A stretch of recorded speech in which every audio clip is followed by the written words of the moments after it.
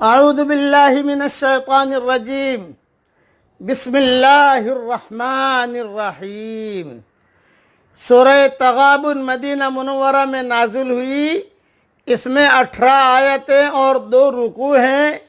نازل ہونے کے اعتبار سے 108 نمبر پر ہے، لیکن تلاوت کے اعتبار سے 64 نمبر پر ہے، اور سورہ تحریم کے بعد نازل ہوئی ہے۔ اس کی میں 4 آیتیں پڑھ رہا ہوں۔ آیت نمبر 1، آیت نمبر 2، آیت نمبر 3، آیت نمبر 4۔ یسبح للہ ما فی السماوات وما فی الارض۔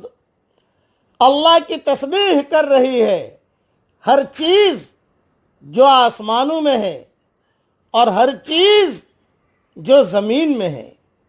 لہ الملک ولہ الحمد،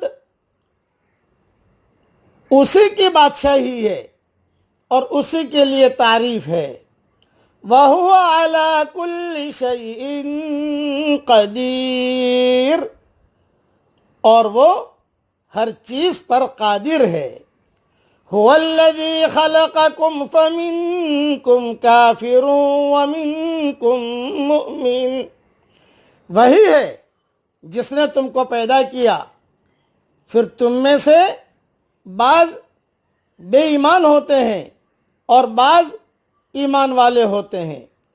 واللہ بما تعملون بصیر، اور اللہ دیکھ رہا ہے جو کچھ تم کرتے ہو۔ خلق السماوات والارض بالحق وصورکم فاحسن صورکم، اس نے آسمانوں اور زمین کو ٹھیک طور پر پیدا کیا اور اس نے تمہاری صورت بنائی تو نہایت اچھی صورت بنائی۔ وَإِلَيْهِ الْمَصِيرُ، اور اسی کی طرف لوٹنا ہے۔ يَعْلَمُ مَا فِي السَّمَاوَاتِ وَالْأَرْضِ وَيَعْلَمُ مَا تُسِرُّونَ وَمَا تُعْلِنُونَ، وہ جانتا ہے جو کچھ آسمانوں اور زمین میں ہے، اور وہ جانتا ہے جو تم چھپاتے ہو اور جو تم ظاہر کرتے ہو۔ واللہ علیم بذات الصدور، اور اللہ دلوں تک کی باتوں کا جاننے والا ہے۔ مختصر تشریح سن لیجئے۔ جتنی مخلوق اللہ نے بنائی ہے، ہر مخلوق اللہ کی تعریف بیان کرتی ہے۔ زمین بھی، آسمان بھی، ذرات بھی، حشرات الارض بھی، جانور بھی، مچھلیاں بھی، آسمان بھی، ستارے بھی، آپ کے ہاتھ میں گھڑی اور انگوٹھی ہے وہ بھی، آپ کا مکان بھی، ہماری ہر چیز یہ اللہ کی تعریف بیان کرتی ہے۔ تو ہمیں بھی اللہ کی تعریف بیان کرنی چاہیے۔ اب اللہ کی تعریف بیان کیجئے میرے ساتھ تھوڑا دل سے، دھیان سے۔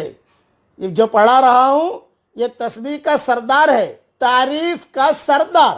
اللہ تعالیٰ کی جو تعریف کی جاتی ہے تو اس کو کہتے ہیں تاج التسبیح، تسبیح کا سردار۔ اب پڑھیے، سن لیجئے دھیان سے اور پڑھ لیجئے۔ سبحان اللہ و بحمدہ عدد خلقہ ورضا نفسہ وزنت عرشہ ومداد کلماتہ۔ دیکھیے اتنا پڑھا، اللہ ہمارے ساتھ ہو گیا، اللہ راضی بھی ہو گیا، اللہ خوش بھی ہو گیا۔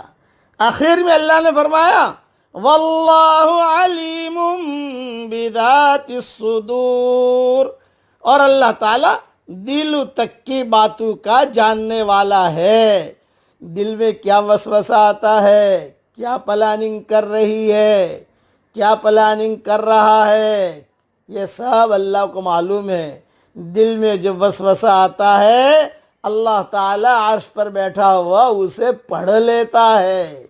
اس لیے اللہ تعالیٰ کو راضی کرنے کے پلاننگ کیجئے۔